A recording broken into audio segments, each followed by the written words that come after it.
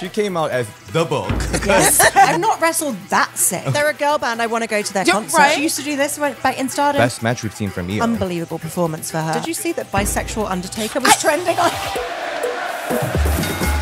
Welcome everyone to Ring the Bell. This is DS and this is your very special WrestleMania XL review. And we've got PWI's Candace, Cordelia here. Hi! And this whole week, I've been teasing that we've got this superstar guest here. She's here with the 9 championship plus 1. She's a Ring the Bells champion because NXT UK Ring the Bell has been obsessed with you for years. Nina Samuel's here. Hey! So glad I could bring the Nina Samuel show to Ring the Bell. I'm so excited. You brought my favorite color. It's pink. gorgeous. Thank you. We've been like just loving you for so long. Yes. I mean, you are the NXT diva.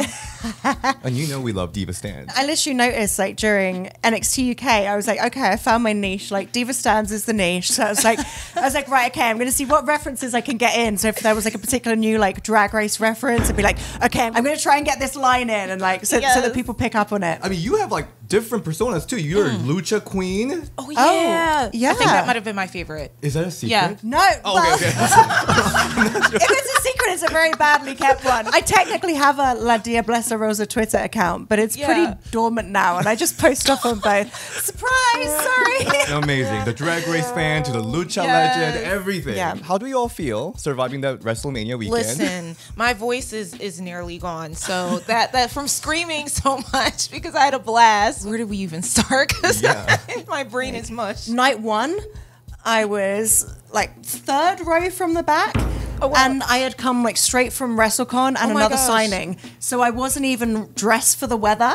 I was there in like pink bodysuit and like kind of sheer sequin trousers. I was like, this is the most expensive dose of hypothermia possible. Freezing. Like I went down to stands and bought like an $8.50 hot chocolate just to warm up. The second day I was lower down and I was prepared.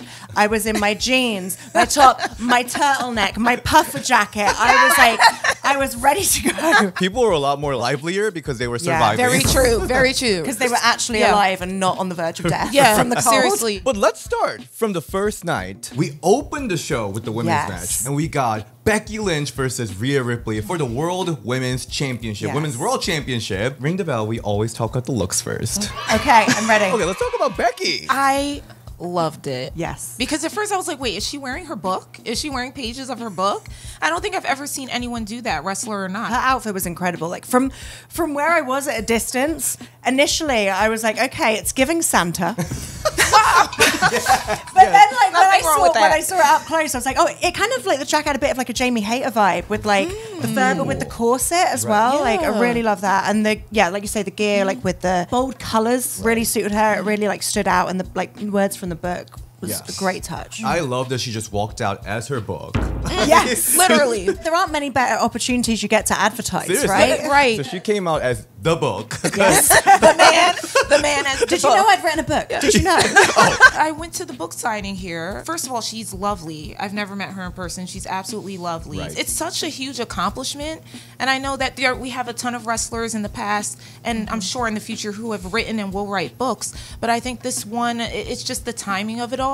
It just is really special. Yeah. New York Times bestseller list. It's not many people can put that on their resumes. And then we've got Rhea Ripley coming out with Motionless In white. Yes. It is? Okay. Yes, I'm like, that's it. committing to memory. Correct. If it was like a Beyonce or like K-pop song, I would know. Like, I would know that. And then Rhea Ripley came out with the inches. Yes. The extensions. Her hair, stunning. And her makeup looked incredible. And the body. I'm sorry, but unreal. Like, I feel like she could wear anything at this point. I'm just in awe of her. Like, seeing her come out, I was like, she's so cool. So cool. And also, I was like, I'm so happy that I got to wrestle her in the leisure centre in Essex for NXT UK, and now she's there, you know. This woman has wrestled in a sports centre in Essex. From when you knew her to like seeing her now. From fans' perspective, it's almost like a 2 different people. Right. Like the mannerism and everything's different. The way I feel like is, it's not like she's suddenly change. Right. Clever the way she's done it, where it's just steadily been a natural evolvement. Like I guess the biggest change was when she dyed her hair black. Right. But everything up to there, it's been steadily such a gradual change. You've Yes. never suddenly come out and she's been like, oh my God, she's completely like changed who she is, anything like that. It's such steady, steady changes. And like, but she's always been incredible and she's so nice. Like, absolutely loved having her around in NXT UK. Like, and I was so happy I got to be her final match in NXT UK. We only found out we were doing the match like about 2 hours before the show. But yeah, so even though it was a brief match, like I'm very happy that I like got to work with her because I just think she is incredible. Like she's someone that every time I watch her, she's so inspiring because not only is she a badass, but like, she makes everyone that she works with look incredible. You know, I got a little like emotional watching this entrance, even though I didn't really know the rock band. Me too. But I know that they're very famous. They're big, right? They're right. huge. Going back to WrestleMania 25, when all the divas had to like flirt with Kid Rock, they had to like enter during his concert, which was so annoying. I'm still pissed about that. This big rock band coming for Rhea Ripley. It's a huge change. This is women's wrestling. Yeah. And how many wrestlers can say that they had an entrance like that at WrestleMania with their one of their favorite bands? Like that's iconic. You can see her like feeding off the energy as well. Like, and that was what was like so cool to see. You could see that she was just in her element, absolutely loving life. But the entrances in general, like this WrestleMania, I don't know if it was like a WrestleMania 40 thing or because it's like the Paul Levesque era. We know he loves a grand entrance. There were so many grand entrances this year. Because Triple H loves it. Okay, that's true. That makes all the sense. And they got a lot of sponsors too, so I'm sure they had all a little more money. Did they have some sponsors? I didn't notice. Dude wipes. What's a crime? Dude wipes were on the ring post like during Bayley and IYO. I was like, that's a choice. First time I ever heard of it, dude wipes, and then they like tweeted at me and said, "Oh, thanks," and I'm like, "Okay, nice to know that you." Now you've heard of them, right? Now I've heard of them. Some gays really need dude wipes. Yeah, it is what it is. I'm not knocking it. You know. Well, let's get into this match. Well, first of all, right when the match was starting, the commentary said that Becky Lynch had strep throat and 102 Fahrenheit degree of fever. Wild. Insane. Have you ever wrestled sick? Yes, it's horrible. I've not wrestled that sick. But then again, I've not had a match as important as WrestleMania before to get through it. Also, I've never wrestled sick for like 17 minutes or whatever she did. Right. And also, she was wrestling in that cold as well. That can't have helped. Like, I don't know how much heat was coming off those lights. I was not anywhere near those lights in my seats. Unbelievable performance for her. Like, unbelievable. I thought that they did incredible. I agree. And I didn't even know that she was sick until some hours after. And I was like, are you serious? Yeah. I'm a baby when I'm sick, so I don't know. I know. I'm just like, I don't want to do anything. I can't even move to the kitchen, so I'm like, I don't know how she did that. What are some standout moments for you? She popped like Becky up for like the electric chair, and then they like went over the top, but Rhea's like still not letting go, got her in the electric chair, and then like dropping her back on the mat outside. I was like, that was wild. I've never seen that before. That was wild. I love the superplex into the moves. It's all right. You the disarm her.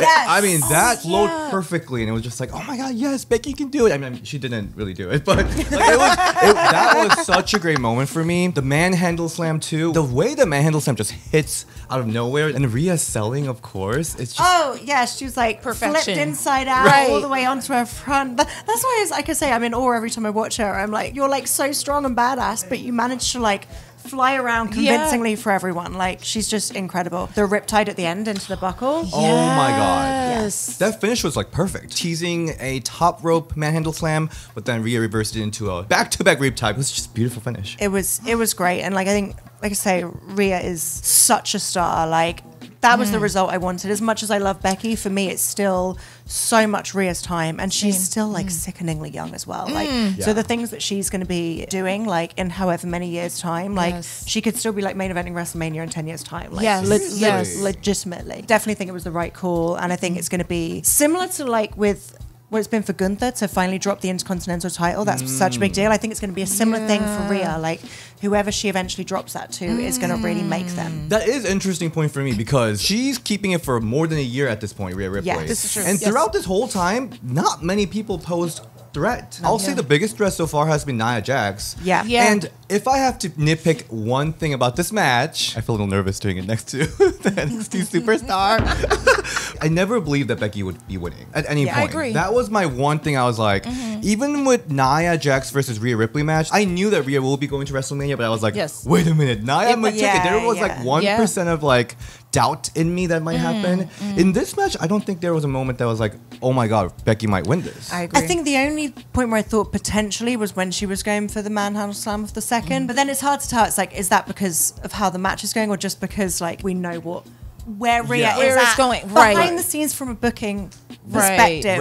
It's not the right time, and Becky doesn't need it. Her contract being up in 2 months, that's another ripple. And that book almost seemed like this is my chapter of my book.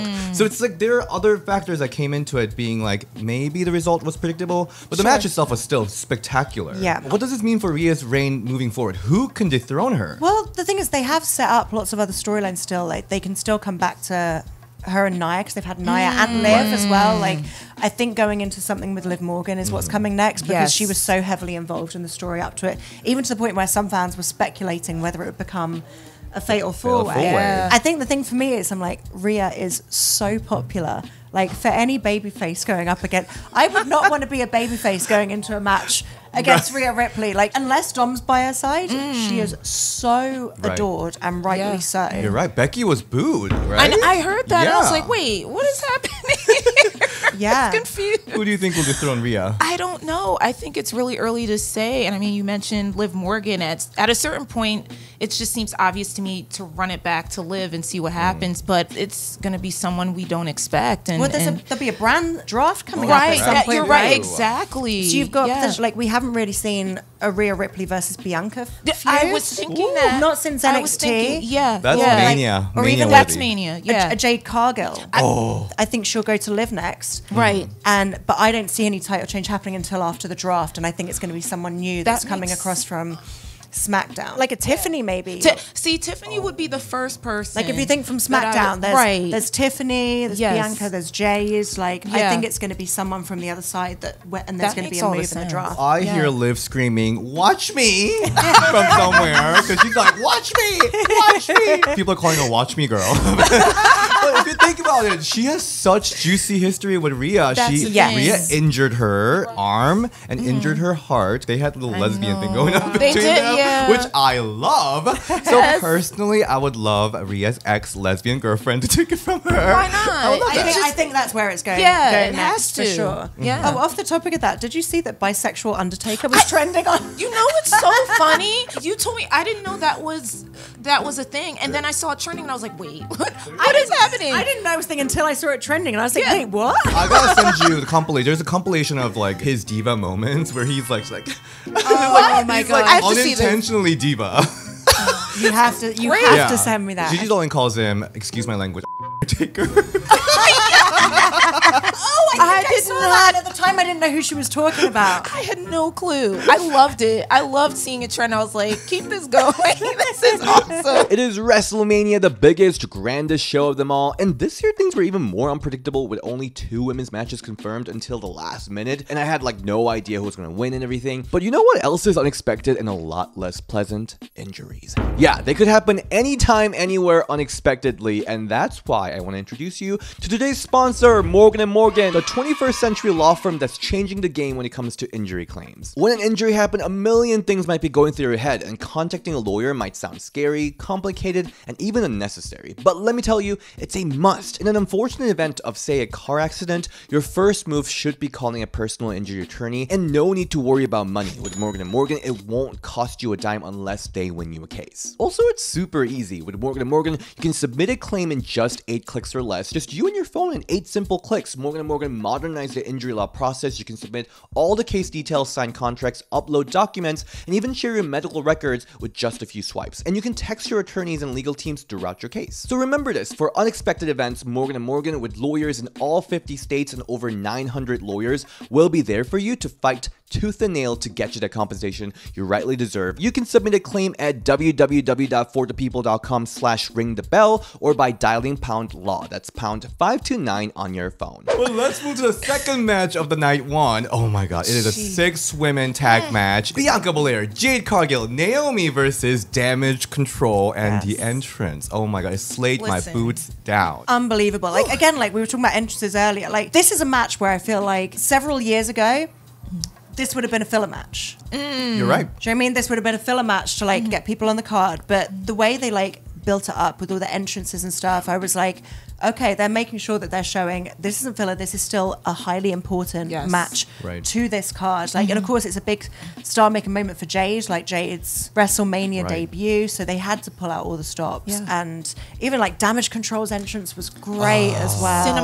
Cinema. Yeah. And if we're on about the fashion, like I know a lot of people will probably be talking about like Jade, Bianca, and all that, but I feel like Kyrie was like possibly one of my favorite fashions of the entire weekend. I thought Dakota also looked so good with the wet, sexy hair I and couldn't everything. stop staring. I was like, are you serious? What's happening right now? Initially, I was like, where's Dakota's jacket? The others have such great jackets. But I was like, well, I mean, I guess you look like that. So do you need one? Why do you want to come up? Love the little Hiroka homage with everyone, like all the dancers there. I loved it. But I mean, I got chills. I still have chills thinking about Jade, Bianca, Naomi coming out. They look like goddesses up there. Yeah. Like the back glide coming from them, their outfit, the coordination of gold and silver. They just look statuesque. It was just... They're a girl band. I want to go to their concert. Right? I'm just like, when's the concert after? Because we'll stay.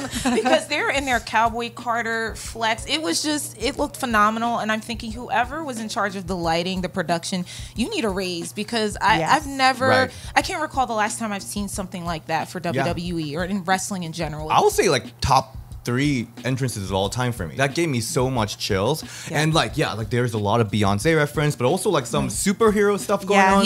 Storm, X-Men, even like Mortal Kombat. So I was like, this is so electrifying. They all looked incredible and they all did incredible as well. Like, as I say, to see something that, you know, maybe would have been classed as filler like however many years ago, but they absolutely killed it. Like, all of them did amazing. I thought it was a great showing for everyone. This match was like, it got right to the point. They did what they needed to do, right? Yes. Kyrie's elbow is always beautiful. So good. Beautiful. So her doing it to the outside was stunning. Like, absolutely love that. Listen, I know for quite some time people have been saying Jade's too green. Maybe it's too soon for her. No, I never want to hear anyone say anything of ill about Jade ever again. Even with the few moves that she did, she showed that she's dominant. She showed that she's ready for this moment. She proved that. And then at the end when she gave a hug with Bianca and they all came together, that just, I could tell that they just root each other on backstage. They help each other and it showed. Yeah, I love how this match was like basically constructed to make Jade like the superstar. She came in at the end, just destroyed everyone. She showed a lot, but still didn't show a lot. So I still want to see so much more from Jade. This was a great showcase of Jade. But also at the same time, Naomi looked like a superstar. Absolutely. But also the fact that they all walked down to Bianca's music, I thought that was really cool because she is the Miss WrestleMania. Yeah, she is. She is. Of course, Bianca did her hair whip, and then the mist. The sound. The sound from that hair whip. Yeah, and then Naomi did her split spot, which I always love. Some of the fans are upset that this is Asuka's 6th loss. I'm one of them. Yeah, that's true. I'm one of them. Like, it was a shame for me because I feel like Damage Control are always taking the L's. And I'm like, every time. They're the actual team. Like, they should be the ones coming out on top. And I really, really wanted to. But going into the match, I just knew that there was no way that they're going to have, with the way they built Jade, I knew there was no way she was going to be on the losing team. I love them all, but I have so much respect for Asuka. Like, when the streak was ended, I was heartbroken because I was like, oh, Charlotte did. I know Charlotte always says that she needed it, and maybe she did, but it still broke my heart, and I'm still really waiting. But I mean, Sasha was the same. Sasha went years and years and years without getting a win at WrestleMania, and then finally did, then left. But maybe we're waiting for that moment for Asuka. So I think hopefully because all the fans are making so much noise about it, that hopefully next year maybe it can be built to something really great for her, because she is so incredible. I mean, we got Logan Paul get a WrestleMania win, but Asuka losing for 6th time. What? I can't. Wrestling. This was, unfortunately, again, not Damage Control's time. But they looked great. They absolutely, and it just set up the score for night 2. I also love that Naomi really honed in about the representation in the press conference afterwards. Yes. I mean, the amount of just social media tweets or like Instagram I've seen about people being so inspired about Jade, Naomi, and Bianca teaming up and them just kicking ass in WrestleMania, the center stage. I got chills because this weekend we saw Jazz finally get invited back to WWE World. You know, she's finally in the WWE universe. But it's been tough. Like, we haven't had a lot of representation. Like, Alicia Fox was the only one for a long time. But seeing these 3 superstars, it was mind-blowing. As we said, they really were presented as stars. Yeah. Yes, which is important. Yeah. So it's great that people can see them represented in that way. Not just represented by the fact that they're on the card, represented by the fact that they are clearly being presented as they matter and they are really important stars to the whole show. Absolutely. Absolutely. And as someone who, you know, is African American and West Indian, and seeing that they are being presented, like you said, as stars,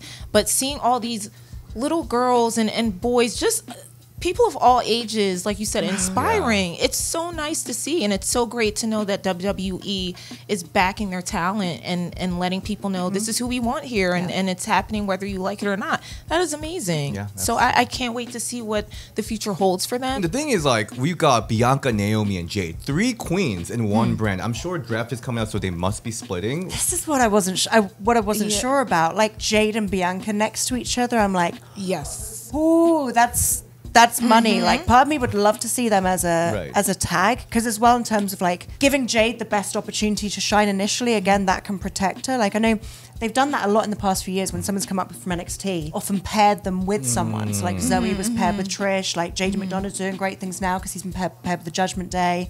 They had it with Pete Dunne when he first came out, coming with Sheamus. So I feel like that's something they've done a lot of. And as well, it will make things a bit different for Bianca, because Bianca had been at the top of the singles division for so long. It could be a great thing to do with them, and then of course they'll split and then they'll wrestle at WrestleMania and it'll be great. I'm sorry, I don't know where Naomi factors into that, but that's kind of what I want to see. I just see like the 3 of them together look great, obviously, but to me, like Bianca and Jade, there's something about the 2 of them together that looks incredible. I don't know how soon it'll happen. I don't think it'll happen as soon as SummerSlam. That's you know what people are speculating, but I definitely see Bianca and Jade coming together, eventually splitting. I see Naomi helping Bianca. Maybe she's conflicted, but I'm still holding on to hope that Naomi is factored into that bloodline storyline. And then that'll just, you know, set the score for whatever she has going with that. And then, you know, put Nia Jax in there and just go. If I were WWE, I would put them in different brands for a very long time, because I think people will be salivating for that match for years to come. I don't see them hanging out with each other for a long time. Because it's just too good. And we will be blue balled for years. Get ready for it. I don't know about you, but whenever they do the draft, I'm always straight away, especially with the women, because there's not as many of them, I'm straight away like making a guess with like, what's the pairing for WrestleMania? So I'm like, okay, well, it's going to be those 2. Well, it's going to be those 2. And then I can't get it out of my head the whole time I'm watching. I'm like, well, no, because I know it's naturally going to lead to this, because they're the 2 big names. But I feel like it's much harder to call now, because there are so many people that they're building as top stars that could be inserted into that position, whereas obviously before it was like okay, which 2 horsemen women are on are on which brand, whereas now it's so much more open, and they are doing a great job at building more women. So many big names there. We need a secondary title, seriously. We do. But let's move to the second night. The third match we got, WWE Women's Championship, IYO SKY versus Bayley. Talk about the entrance first. Even the commentary was so confused about the Egyptian little moment. And this is her second time doing Egyptian inspired. She did it years ago, didn't she? Cleopatra, this is so true. So she loves Egyptian themes. She appreciates it. She appreciates the culture. So I mean, but they've actually like put it in her like Tron video now as well. So I'm like, okay, it was clearly going to be used in some way. It's not just a one-off theme. Both for IYO and Bayley, cinematic. And even though Bayley she wanted Paramore so bad. I think all of us wanted. I love Paramore. I'm a super fan of Paramore as well. And she wanted that, and it didn't happen for reasons unknown. But even though that didn't take place, it was still amazing. I liked it. I mean, you know, if there's 6 oily men carrying someone, you know I would love it. It's a good, very good time. I liked it with the wings, Victoria's Secret little moment. I liked it. It was really cool. And then IYO's entrance. IYO's in the stadium looked great. When she came out, I think I said to my brother sitting next to her, and she's just so cool. She is. She's so cool. She looked great. The jacket with all like the different kind of iridescent colors looked amazing. And the way it came across in the Tron of the screen, she just screamed cool to me. And she looked like an absolute badass. And she's got such that charisma and aura to the way that she walks when she comes out. Yes. I mean, I wouldn't be mad if they did some like pyro, fire or something. I was cool with it. I had this conversation last night too, and my friend was like, I missed all the pyro of like other WrestleManias, and I was like, I actually was fine with the less pyro. It still needed to do what it needed to do throughout the night. You're like, I need to keep my hearing. Right, that too. I feel like WWE, they were a little stingy with their entrances, which I think kind of goes with how they treated this storyline because it has so much potential. They've been building for years. They didn't give them all, I feel like. And I think that kind of also shows in the entrance. But it doesn't even matter because the match, that was all about Bayley and IYO, and they freaking home run, slam dunk, all the sports term. Oh my God, this match, it was spectacular. It was so good. It was great. Like they're both incredible and they have such a natural story going in. So it was always going to be great. But yeah, the two of them, I thought like their chemistry was great. Like I absolutely loved it. It took me back to seeing, specifically for Bayley, when I first saw her in NXT and the first time I saw her in person, and I was just like, this is why Bayley is Bayley. This is why we love Bayley. This is why we love IYO. And you know, I think sometimes people just sleep on certain talent, and that's okay. But I love when talent proves people wrong, and they just remind people as to why they're in the positions that they're in.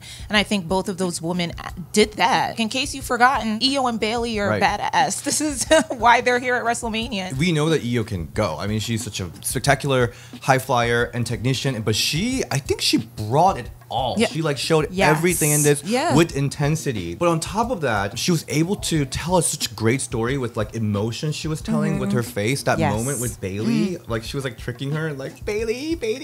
Like I think this was one of the best matches we've seen from IYO. Yes, like she was bringing out some old tricks from Japan as well. So after the match, I was talking to my brother and I was like, oh yeah, she used to do this back in Stardom, this in Stardom, and I was like then sending him videos of some of her old stuff. She did like with the German into like when she bridges back into like the other, and I was trying to explain, I was like, yeah, the height doesn't work with Bayley, but she's done it before, and I found a video of her doing it to Kyrie, you know, the one where she just goes and goes and goes. Also like with going for like the triple moonsault as well, with like the regular one, then the second one, then going up as well. Yeah, it was cool seeing like a throwback to things that I haven't seen her pull out before that are clearly still in her locker. And that merging that in with like that American wrestling, that drama perspective, the emotion, it was just amazing. The way she reversed Rose Plant.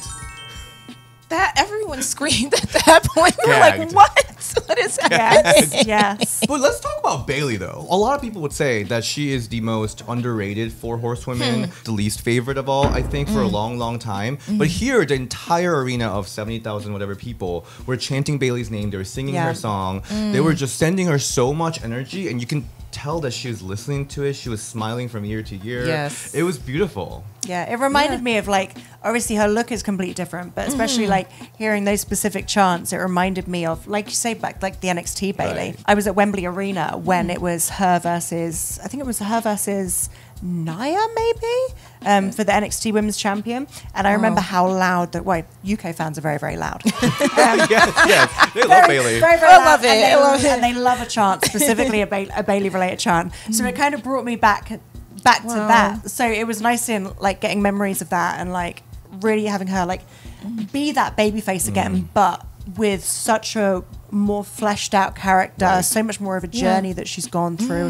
and that in-depth storyline. When it comes to in-ring or like the wrestling ability, they really sleep on Bayley. They've been sleeping on Bayley for a long, long time. When they talk about, you know, NXT TakeOver, people usually talk about Sasha, but like they don't really acknowledge Bayley in the same way. I felt like for years. In this WrestleMania, I think she showed that she should not be slept on. Like 1,000%. This performance, oh my God. Oh yeah, 1,000% agree. And I remember you and I last night were also talking about just the visuals and how wild it is to think about Bayley's journey from being the hugger, who was that, you know, the super baby face, to where she is now and being the heel that she is, and really just stepping into that role and living it. It's amazing to see that journey. It really is. And as a fan, it's exciting though to see when a wrestler just is clicking with it and they're getting it and they have the backing of the fans, and it just all works out for them. I think in terms of like her gear as well, like she brought back some bits from the old Bayley. Like it was no longer like the baggy pants. So she's sort of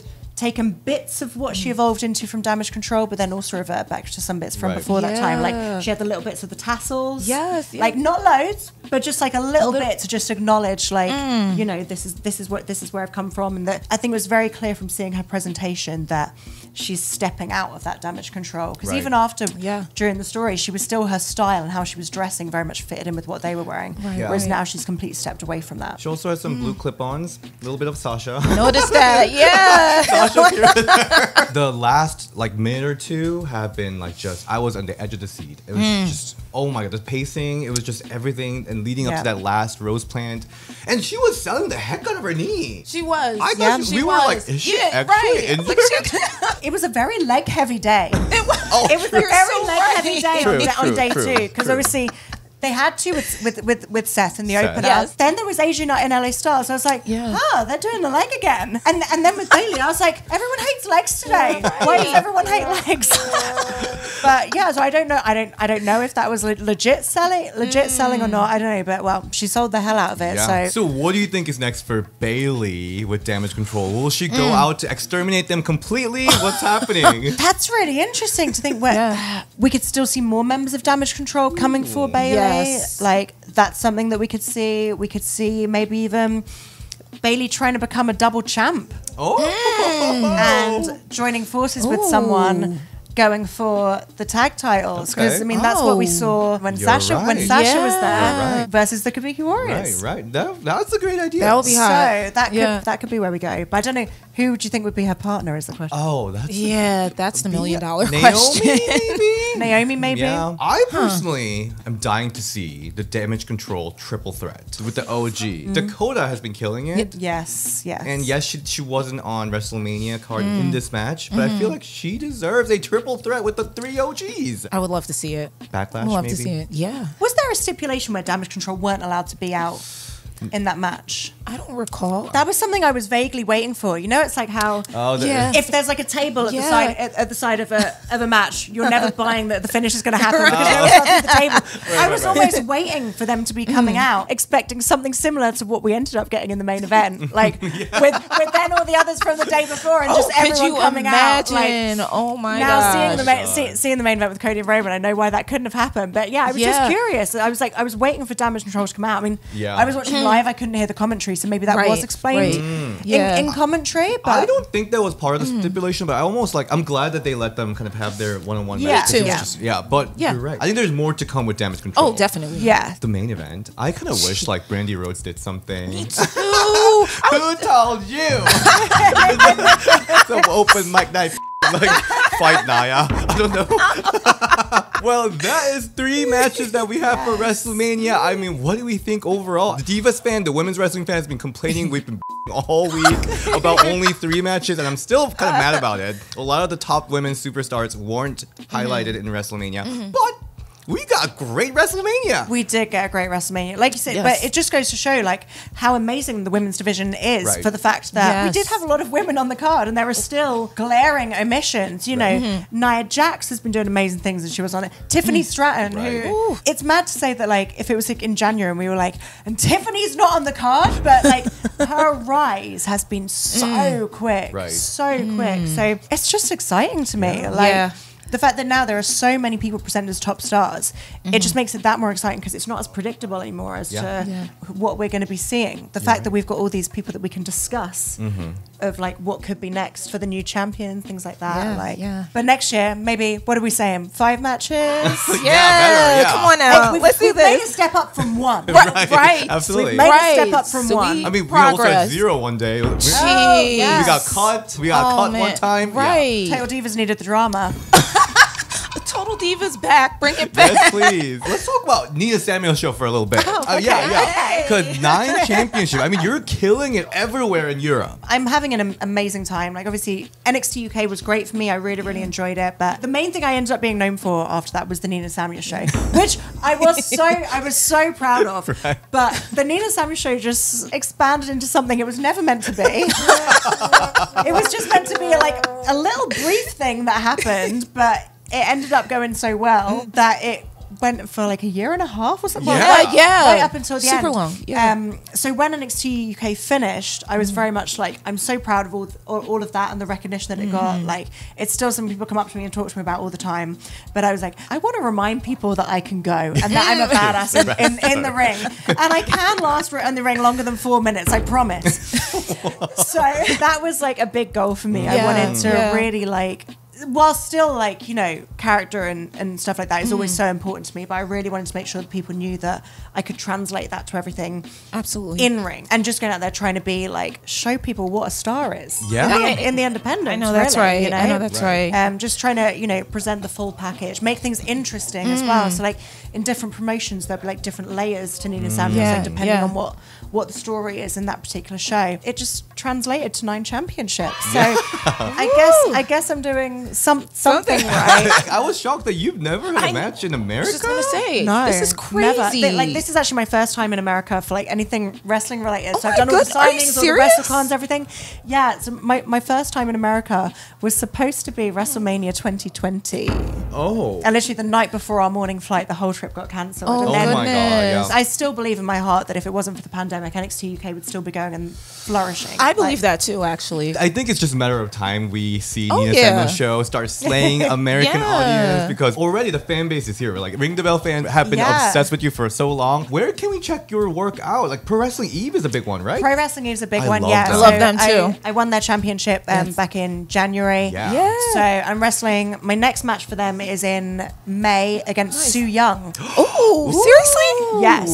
So I'm wrestling Sue Young, and I need to put out a disclaimer before the match. Last time I met Sue Young was after my match with Sapphire Reed, and she got me with the red mist, and I still cannot get that out of my gear. And when you see me wrestle her in my basic gear, it's because I'm not trying to wash that shit out again. So yeah, really excited for that. I'm doing a lot of things with Progress at the moment. Love them. Yes. And I on things with Progress. Cabaret is another one. That's another London-based show. Are there any promotions in the States that you have your eye on that you'd like to wrestle for? Defy. The Defy Women's Champion, Vert Vixen. I actually discovered her from someone who is a big fan of both of us and keeps tweeting about this match that he wants to happen. And now Progress and Defy have actually merged. Yes. That's definitely a match that I would absolutely love to happen. But there are so many incredible women out here. Like, Yeah. I know, like Mission Pro, there's a lot of women doing amazing things as well. Spark Joshi Pro as well. Oh my God, I love yeah. working with Joshi wrestlers. Like, I'm excited to go back to Japan in a few months' time. Specificities to come. Outside of WWE, this whole weekend has been just a huge weekend for Joshi wrestling. Yes, with absolutely. AEW really bringing in Stardom girls to be even incorporated into their main storyline. Yeah. And also Julia being in WWE. Oh my Yes. goodness. The implications huge. We shall see what this means. And they for still Julia. haven't really announced what the implications are of Right. Julia, right? It's Yeah. just like- and then Rossi was around, and Yeah. he's Yeah. starting his own Stardom / Rosie-dom is what some people are Rosie saying. I love that. We will see how this. I'm very excited to see. It's a very exciting time for women's wrestling. It like, sure is. Absolutely. so exciting. Like, and even I'm looking forward to like when I'm next out in Japan, like seeing what the lay of the land is going to be. Yeah. Because Yeah. obviously with the big changes in Stardom, seeing you know how that affects things. But I'm just excited to see like where the Yeah. chips fall and see what opportunities. Thank you so much, everyone, for tuning in for this WrestleMania review. Nina, it is my utmost pleasure having you here. It is my pleasure to be here. My absolute pleasure. And where can we all find you? You can find me on X and Instagram and Threads, which is at Nina Samuels 123. And Candace? Easy. Yes, you can find me on Pro Wrestling Illustrated. You can find me on X at Candace Cordelia. You can find me on Instagram, that girl Candace16. Candace is spelled CANDACE. And also check out my YouTube channel and find out what else we'll be getting up to very shortly at PWI. Yes, and Ring the Bell has tons of stuff coming out. We've got cool interviews with Jade, Tiffany, Roxanne, everything coming up. And you can find me at DSN on Instagram and Ring the Bell DS on Twitter. And I'll see you next time. Bye. Bye. All right, it's DS again. I'm finally back home in Chicago. It's Monday night, technically Tuesday morning. I'm still freaking tired. My flight got delayed, but I still have so much editing to do, so I'm gonna do that, post that WrestleMania review. But I just wanna say it was an incredible weekend. I obviously had so much great time reuniting with my idols like Trish Stratus, Jazz. Oh my gosh, seeing Jazz there, Mickie James, Alicia Fox. I got to spend so much time with them. And also meeting some awesome new wrestlers like Roxanne Perez, Tiffany Stratton. I got to meet Bianca's parents. Bianca Belair's parents told me they watch Ring the Bell, which has really warmed my heart. Ricky Stark, definitely my new man crush. But also, most importantly, like all the Ring the Bell fam that was so, I don't know, like that was so nice enough to come say hi. That really was the highlight of my trip, because I was thinking about it, like when I was growing up back in Korea, I literally was watching wrestling alone, and I didn't have any friends to watch or talk about women's wrestling. But now I feel like I have so many friends that I can just have fun with, talk about wrestling, share my love for pro wrestling. It was just incredible experience. I'm just filled with happiness that we have this like really warm community. So thank you everyone for making my week. Also special shout out to Nina Samuels for joining in for WrestleMania review. Please go follow her. And Suplex Vintage Wrestling in Philadelphia, and it's an awesome wrestling shop in Philadelphia, for providing us with a beautiful space.